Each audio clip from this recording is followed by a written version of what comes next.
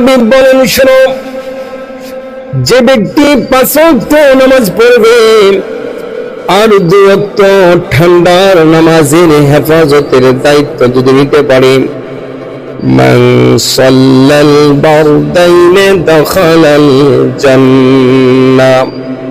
ফজরের নামাজ, আসরের নামাজের গুরুত্ব দিতে পারলেন, ওই লোক মৃত্যুর পর তার ঠিকানা হবে জান্নাত।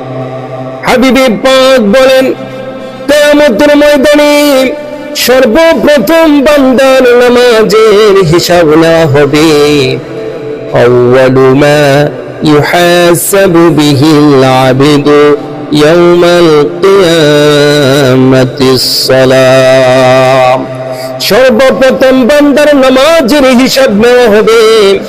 যে ব্যক্তির নামাজের হিসাব সহজ হয়ে যাবে, কিয়ামতের ময়দানে বাকি সকল প্রশ্নের জবাব আল্লাহ সহজ করে দিবেন।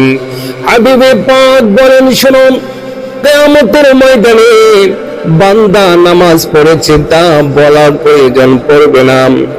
দুনিয়াতে যারা নামাজি বান্দা ছিল, ফেরেশতারা দেখলেই তাদেরকে চিনতে পারবেন।